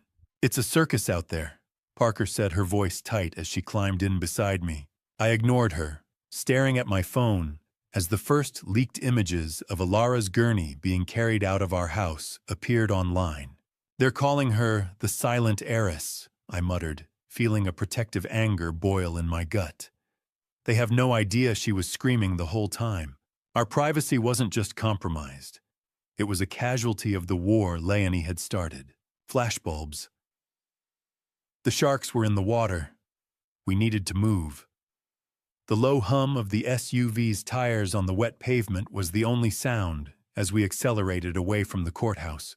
I felt a sense of professional vindication as the legal pillars of the conspiracy were dismantled, but it was hollowed out by the sheer scale of the betrayal. A local reporter on the screen mentioned that Leonie had even been secretly filming a caregiver documentary to sell to a streaming service, planning to profit from Ilara's staged decline even after she was gone. The calculated nature of it made my stomach turn. Every smile, every doting touch I had seen in those fake videos had been a commodity. The world wanted a piece of the Garrison tragedy, but as I pulled the SUV onto the highway toward Lake Minnetonka, seeking the only perimeter I had left to defend, I realized the data dump from the dead man's switch contained one file we hadn't opened, a file addressed to me from Ilara dated 2 years ago. I stared at the icon on the tablet, my thumb hovering over the screen, wondering what truth my wife had tried to tell me before the tea went cold. The snow fell in heavy, silent curtains over Lake Minnetonka, burying the noise of the city and the scandal, as if the earth itself was trying to provide the clean slate I wasn't sure we deserved. The heavy iron gates of the lake estate had swung shut weeks ago, locking the chaos of the world outside the Garrison perimeter. Inside, the only sound was the soft crackle of a library fire and the rhythmic ticking of a grandfather clock. I sat in a leather armchair, my fingers tracing the edge of the tablet that held the final piece of the wreckage. I finally opened the file Ilara had written 2 years ago. It wasn't a clinical report or a legal threat. It was a letter raw and prophetic. The file revealed a secret. Ilara had actually set up a secret emergency fund for me years ago, hidden in an offshore trust I couldn't touch until now, because she had anticipated that Leonie might one day try to drain our main accounts. She had seen the hairline cracks in our daughter's character before I had even looked at the blueprints. In the letter, Ilara described her growing fear that something cold was coming between her and Leonie, a hollow hunger she couldn't name. I shared the words with Ilara as she sat wrapped in a heavy weight of a wool blanket, her eyes tracking the lines with painful clarity. She knew Alara. She knew we loved her, and she used it as the first point of entry. I said, my voice thick with cathartic sadness. I didn't want to tell you because I didn't want to believe my own blood could be so hollow, she whispered. We sat in the shared light of the library fire, finding necessary closure in the admission of our shared blindness. Can you ever truly burn a memory, or do you just learn to live with the smell of smoke? The question haunted me as I spent a crisp afternoon dragging a heavy cardboard box to the stone fire pit by the frozen lake. It was filled with the artifacts of a life that had been a lie. Leonie's academic awards, silver-framed photos, and the high-end clothes she had bought with stolen trust funds. Alara joined me, the bite of sub-zero air on her face, turning her cheeks a faint pink. She didn't hesitate. She held the match, her hand still possessing a slight tremor, and struck it against the stone. The match flared. The past caught fire. We watched as the silk and paper turned to black ash, the smell of burning silk and wood smoke rising into the darkening sky. It has to go, Alara. Every scrap of the lie, I said. She nodded, her gaze fixed on the orange sparks flying into a black sky. Let the wind take the rest of her. We have a winter to survive. We stood there until the flames died down to glowing embers, performing a structural necessity to clear the site for whatever new life we could manage to build from the debris. Christmas Eve arrived with a quietude I hadn't known in decades. There were no gala invitations, and no $28 million empire to defend. We spent the evening in the great room, the only light coming from the fireplace, and a few modest candles. Alara's hands still trembled when she held her mug of tea, but her eyes were bright and focused. Merry Christmas, Thane. We're still standing, she said. I realized then that the strongest structures aren't the ones that never crack. They're the ones that refuse to fall. As we sat there, my phone vibrated. It was a final text from Agent Parker. Leonie had refused all visitors in prison and had begun referring to herself by Ethan's last name, fully embracing her identity as a predator. I didn't show the message to Alara. We sat together as the last embers died out, the weight of the year finally lifting. But as I looked at the dark expanse of the lake, I knew that while the house was secure, the world would never look the same to the man who had seen the blueprint of his own daughter's hate. We were survivors looking toward an uncertain but shared future. The transition from the silence of Lake Minnetonka to the marble echo of the federal courthouse felt like stepping from a sanctuary back into a demolition zone. I gripped my briefcase, the leather cold against my palm, as I walked through the security scanners. The weight of the last year had finally begun to lift during the winter, but as the trial date for Leonie and Ethan Clark loomed, the pressure returned with the force of a hydraulic press. I had seen the blueprint of my daughter's hate, and now I was expected to watch the world dissect it. I entered the U.S. Attorney's office, where the smell of industrial carpet cleaner and old law books hung thick in the air. Marcus Thorne, a 48-year-old prosecutor with a razor-thin smile and a reputation for winning the cases that everyone else deemed too messy, looked at me with the eyes of a man who saw humans as nothing more than evidence points. He gestured for me to sit, but I remained standing, my gaze fixed on the mountain of evidence boxes stacked against the mahogany walls. I learned right then that the defense had successfully petitioned to have the 4K footage of the bitter tea suppressed on a technicality regarding the signal jammer's legality. It was a structural failure in our strategy I hadn't anticipated. Without that video, we were forced to rely on Alara's fragile recovering memory to prove the poisoning happened at all. Marcus flicked a switch, and the blue-white flickering of a projector screen filled the room. I watched a clip of Leonie's pre-trial deposition. She looked pale, fragile, and utterly convincing, her voice trembling as she spoke of her deep love for her mother. The sight of her tear-streaked face on a high-definition monitor made my stomach turn. They aren't going to fight the facts, Thane. They're going to fight the narrative, Thorne said, his voice as flat as a spirit level. She's playing the part of the lonely daughter abandoned by a billionaire father. It's a classic play for jury sympathy. How do you defend the truth when the lie is wearing your daughter's face and crying for mercy? I had built a fortress to protect Ilara, but in this room, the walls felt like they were made of glass. Marcus leaned forward, the cold weight of a heavy legal brief landing on the table between us. They're calling you the puppet master Thane. They want the jury to think you're the one who pushed Leonie to the edge to seize control of the trust. I listened as Thorne revealed the defense's theory of the case. They were painting me as a cold, calculating architect who orchestrated the entire surveillance setup to frame my own daughter before Ilara could divorce me. It was a fabrication, a twisted mirror image of the truth. They had even found a witness, a disgruntled former site foreman I had fired for safety violations, who was willing to testify that I had a history of forging structural reports. The sound of a city bus hissing outside the window punctuated the silence, as I realized the defense wasn't trying to prove Leonie innocent.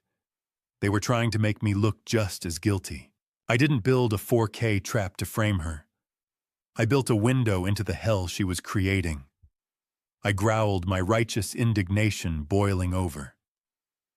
But the file slammed shut. The trap was changing shape. Thorne looked at me with a grim finality, handing me a folder containing Leonie's recent correspondence from jail. I discovered she had been writing letters of apology to Ilara. But as I scanned the text, I saw the coded threats, specific references to the second team and the hospital that were meant to trigger Ilara's PTSD before she ever took the stand. Thorne handed me a final document, a subpoena for Ilara to testify in person, and I knew the defense was counting on her breaking down under the glare of the courtroom lights. I walked to the witness stand with the weight of 30 years of building steel pushing against my spine, knowing that today the only thing I was constructing was the cage for my own daughter. The courtroom was a cavern of stale wood polish and old paper, the air kept artificially chilled by a hum that vibrated in my teeth. Elena Vance, a 42-year-old defense attorney, with the predatory grace of a hawk and a suit that cost more than a mid-range sedan, circled me like I was a structure she intended to demolish. She began her assault immediately painting me as an absentee billionaire who preferred the company of skyscrapers to his own family. Mr. Garrison, isn't it true you only saved your wife when you realized her trust fund was being redirected? She asked, her voice dripping with practiced disdain. I maintained a stoic professional demeanor, refusing to let the bait of her temper take hold. I saved my wife because her life has no price tag. Unlike the ethics of your clients, I replied, my voice level and precise. I described the moment I saw the bruises on Ilara's arm, not as a grieving husband, but as a forensic investigator documenting the catastrophic failure of a support system. I saw the rhythmic tap of the court reporter's keys accelerating, capturing every word of the structural collapse I was describing. Silence. Then the first juror turned away from the screen, unable to watch the slow-motion murder. The defense's narrative began to crack when I revealed a detail I had kept in reserve for the stand. I didn't just install cameras. I told the jury, my eyes locking onto the row of citizens who held the future in their hands. I had the floor joists in my wife's room fitted with high-sensitivity pressure sensors. I have the digital logs proving that Leonie and Ethan Clark were in that room together at 3 a.m. on the night they discussed the air embolism. Vance's face paled, the grout of her defense crumbling in real time. Prosecutor Thorne didn't miss the opening. He stood making a surprise motion to admit the previously suppressed 4K video footage. He produced new forensic data showing that the signal jammer used during the incident was registered to Ethan Clark, not me, effectively nullifying the technicality that had kept our best evidence in the dark. Judge Sterling reviewed the data for a tense, silent minute before nodding toward the tech desk.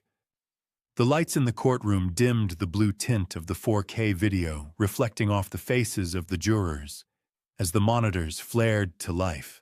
The courtroom felt like a building in the seconds after the support beams are blown, a vacuum of sound, before the total collapse.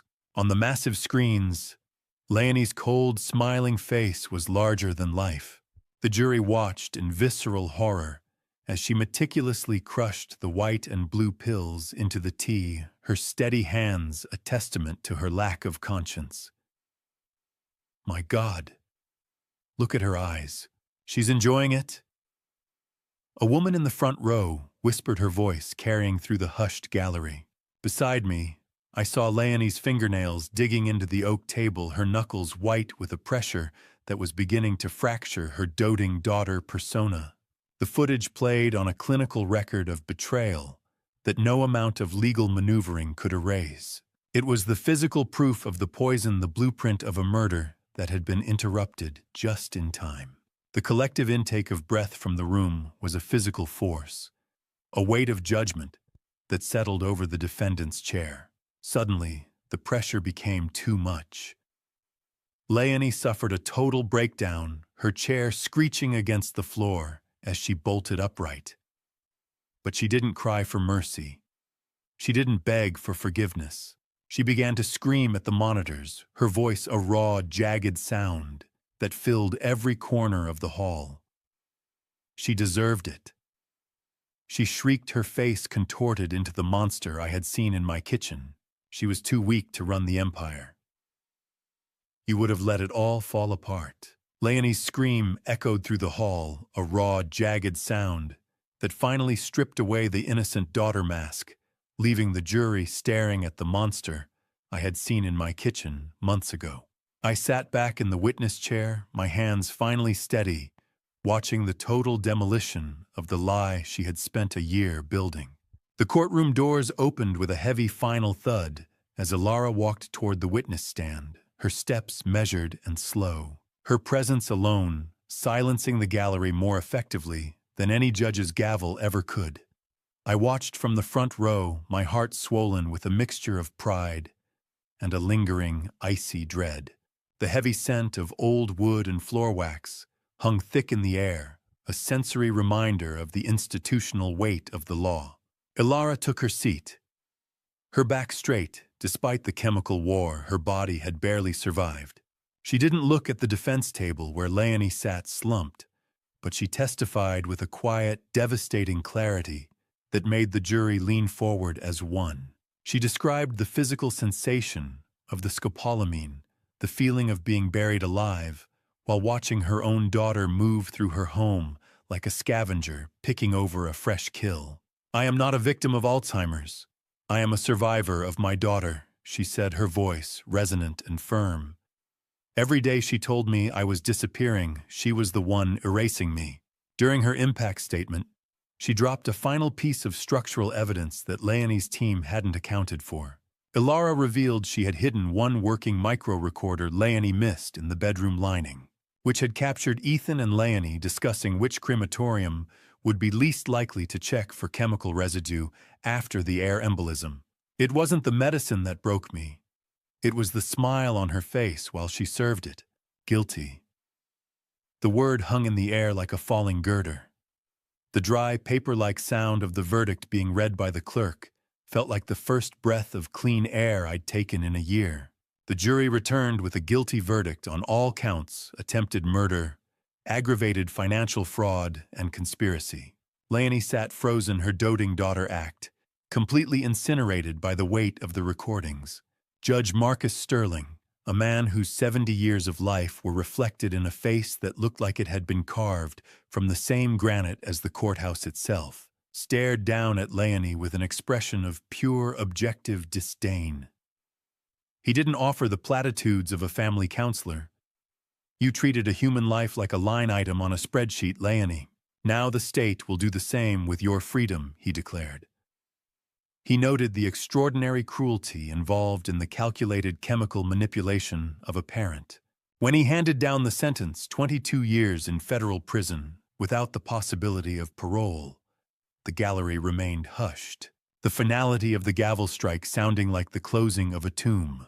I watched as his daughter was led away, the metallic click of handcuffs echoing against the oak paneling.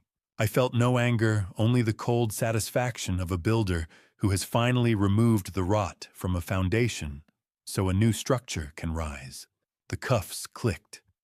The cage door didn't just close, it was welded shut. As Leonie was dragged out, a final structural collapse occurred within the conspiracy. Ethan Clark's lawyer stood up to announce that his client had officially turned state's evidence against the rival developer who had funded the gamble. The entire syndicate was falling like a house of cards built on sand. I stood up and reached for Alara, the cold weight of her hand in mine finally starting to warm. 22 years. It's time to go home, Alara, I whispered. She leaned against me, and for the first time the trembling in her fingers seemed to subside. We walked down the courthouse steps into the bright Minnesota sun, the blinding glare reflecting off the marble as we left the circus behind. I didn't look over my shoulder. I didn't need to see the cruiser pulling away or the reporters scrambling for a quote. I knew the blueprint of this betrayal would be etched into my mind forever. But as we reached the car, I realized that while the house was secure, the world would never look the same. We were survivors heading toward the quiet rhythm of the lake, leaving the ruins of a life we no longer needed to inhabit. I watched the heavy oak doors of the Minnesota Supreme Court swing shut on Howard Barnes, knowing that while Leonie was behind bars, the man who had notarized our destruction was finally facing the quiet execution of his professional soul. The heavy scent of courtroom floor wax clung to my suit, a sterile reminder of the dozens of hearings I had endured to reach this moment of finality. I sat in the front row, my back as straight as the structural steel I'd spent a lifetime mastering, watching the disbarment board systematically strip Howard of his license. They cited hundreds of forged documents and the specific role he played in laundering Leonie's debt payments through my own corporate accounts. Barnes tried to meet my eye, a desperate plea for old times flickering in his gaze, but I remained unyielding. "You're not just losing a license, Howard. You're losing the right to speak for the voiceless," I told him as we passed in the hallway afterward. I was just following the client's instructions. Thane, he stammered the sharp snap of my briefcase closing, cutting off his final excuse. He had been a pillar of the community, but he was hollowed out by greed, and now his professional collapse was absolute. I walked out of the chambers without looking back, my mind already pivoting toward a new kind of construction. If you want to stop a rot from spreading, you don't just patch the drywall. You rip out the infected timber and replace it with something that can't be eaten away by greed. I spent the next 2 months working with Alara and Beckett Sterling to repurpose the $28 million Garrison Trust. We weren't just giving money away, we were providing the blueprints for survival. We transformed the fortune into the Alara Protection Foundation, a nonprofit dedicated to providing forensic legal and medical audits for wealthy seniors at risk of exploitation. I oversaw every detail of the new headquarters in Minneapolis, ensuring it was both a sanctuary and a fortress. We integrated the same high-tech surveillance and pressure sensor technology I had used to save my wife into a comprehensive system for public good. The office space for the foundation was a poetic reclamation of the conspiracy's epicenter. I had purchased the very building Howard Barnes lost in his bankruptcy settlement. I stood in the lobby, the smell of fresh paint and glass. A welcome change from the dust of the courtroom, watching the blue glow of newly installed monitors flickering to life. "It's the most important thing we've ever built," Thane Beckett said, placing a hand on my shoulder. I nodded, feeling a redemptive purpose I hadn't known I was capable of. The foundation wasn't just a tax shelter. It was a lighthouse built over the wreck of our old lives. On a crisp October evening, we held a private, secure event to mark the official launch. Alara stood beside me, her eyes bright and focused, though she still leaned slightly on my arm for support. The sound of the ribbon being cut by her steady hand was the loudest noise in the room, a sharp declaration that we were no longer defined by the poison Leonie had served. During the reception, Agent Parker pulled me aside, her face illuminated by the flickering light of her smartphone. Thane, our first anonymous whistleblower report just came in, she whispered. It's already led us to a discovery involving a similar plot, fueled by that rival developer who held Leonie's gambling debt. It seems the Foundation is already doing its job. I felt a cold surge of tactical satisfaction. We had finally built something that couldn't be broken, a structure designed to protect others from the blueprint of hate I had seen in my own home. But as Ilara took the podium to address our donors, a familiar shadow in the back of the room caught my eye. A tall, well-dressed figure stood near the exit, watching her with a predatory stillness that made the hair on my neck stand up. I realized then that the rival developer wasn't done with the Garrison name yet, and the final resolution of my legacy was still being drafted in the dark. I didn't let the shadow in the back of the room reach the podium. I moved with a predator's grace, intercepting the rival developer's envoy before he could poison the air of our new sanctuary with a single word. The envoy, a 30-something man in a suit that tried too hard to look expensive, stood like a crack in a pristine wall. He had that oily, confident look of a man who thought money could buy a way out of any structural collapse. I stepped into his path, my frame casting a long shadow over him. I didn't wait for his rehearsed greeting. I reached into my jacket and pulled out a heavy manila folder, the weight of it a physical threat. This is proof of your boss's complicity in the Red Vault Syndicate? I said, my voice a low rumble that vibrated with absolute authority. Tell him the foundations he's built on are made of sand. I'm the tide. The Garrison Foundation isn't just a charity, I continued, leaning in until he could see the cold steel in my eyes. It's a watchdog. If he so much as breathes near my wife or my firm again, I will dismantle him brick by brick. I watched the color drain from his face as he took the folder, his hands trembling. He turned and vanished into the crowd, a parasite scurrying away from the light.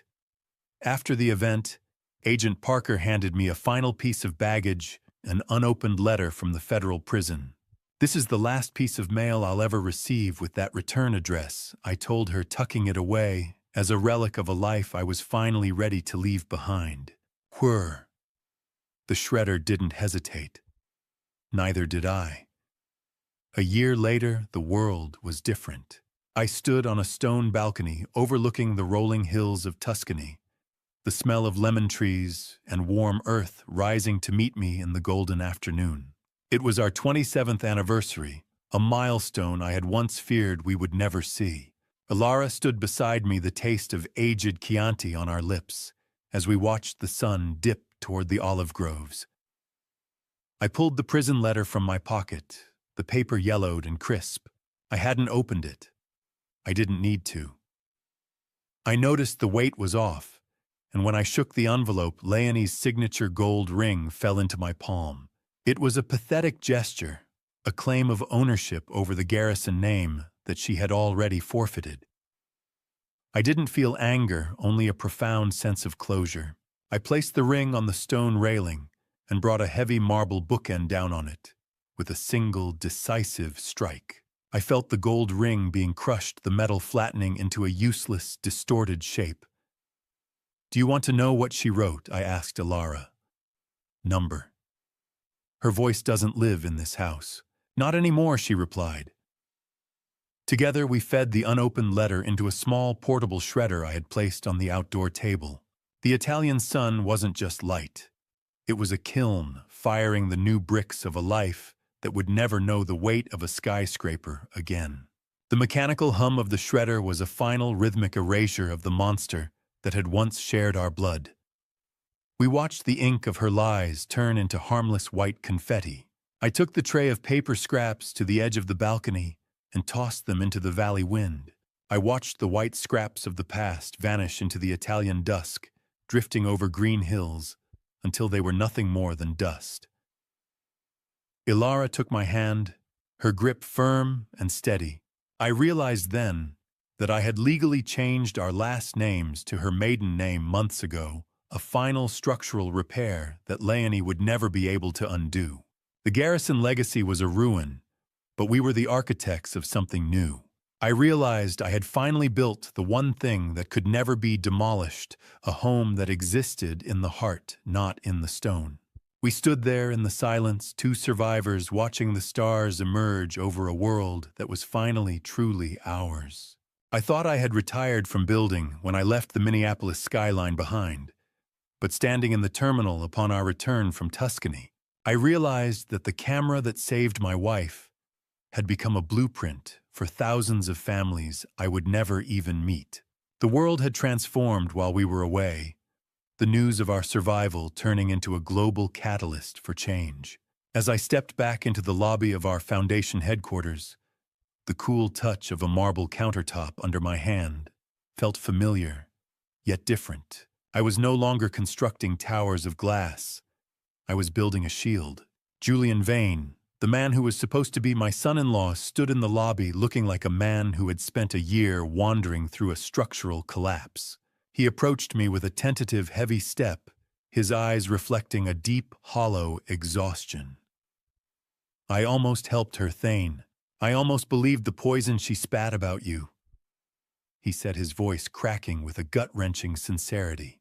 Julian revealed that Leonie had attempted to reach out to him from prison to ask for bail money using a secret account I had missed, but he had turned the details over to the FBI instead of replying.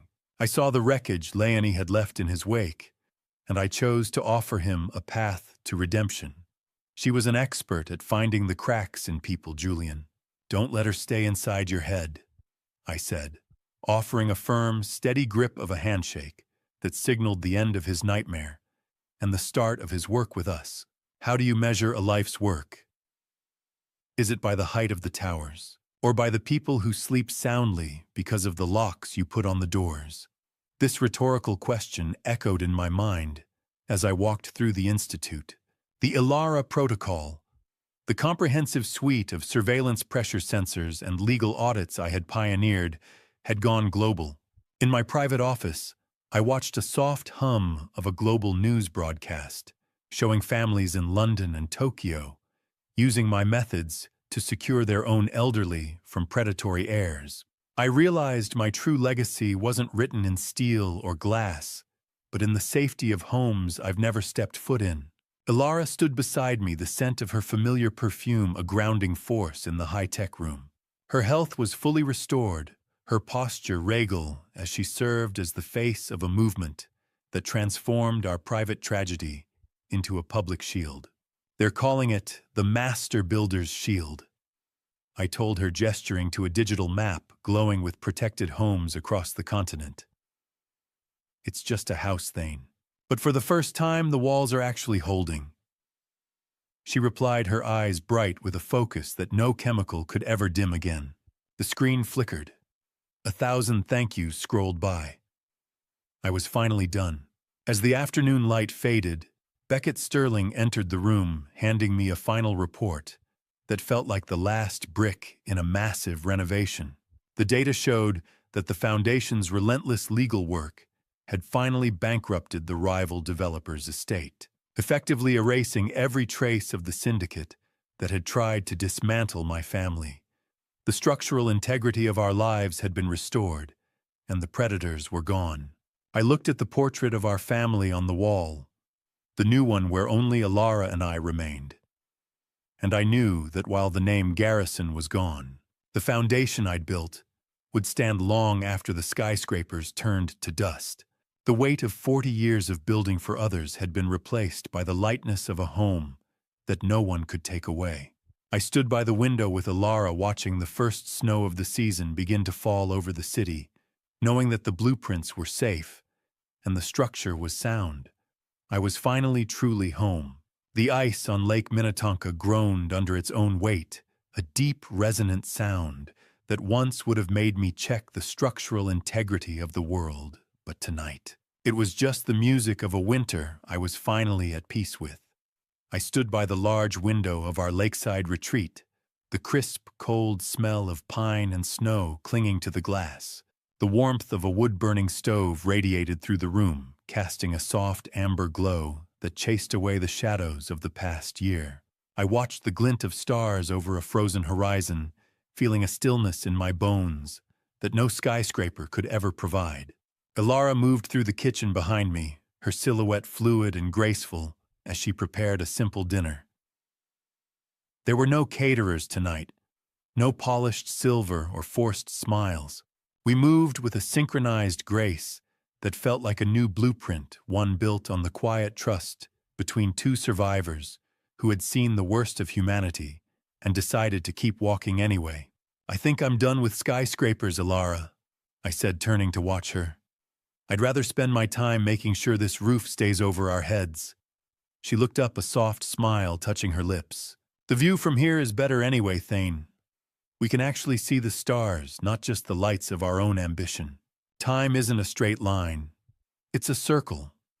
And tonight the circle finally closed with us on the inside."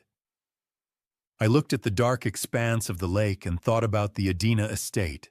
I had systematically deconstructed that house brick by brick, selling the materials and the land to fund a massive expansion of our foundation.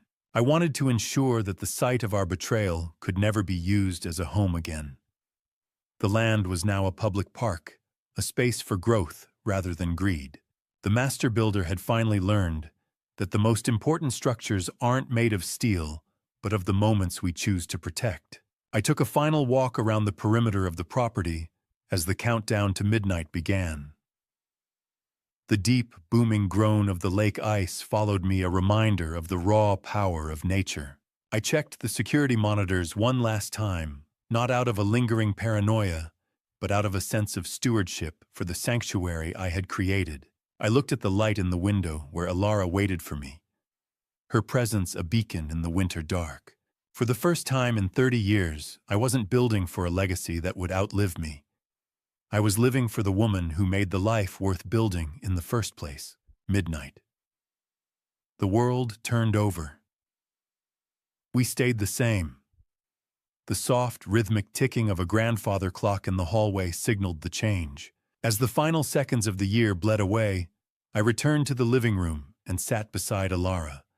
I pulled up my private server one last time, the cold blue light of the screen reflecting in my eyes. With a single decisive keystroke, I deleted the last of the 4K surveillance footage from the poisoning. I didn't need the record of her suffering anymore. I chose to keep only the memories of her recovery and the sound of her laughter. The data vanished into the ether, a final erasure of the toxicity that had tried to claim us. The foundation is deep. The walls are true, I whispered more to myself than to her. Ilara leaned her head on my shoulder, her hand finding mine. "Let the new year come, Thane. We're ready." Distant fireworks over the lake were just flashes of light against the black sky, silent explosions that couldn't reach our peace. In the reflection of the glass, I saw the only thing that mattered, a man and a wife who had outlived their own destruction. The project was complete.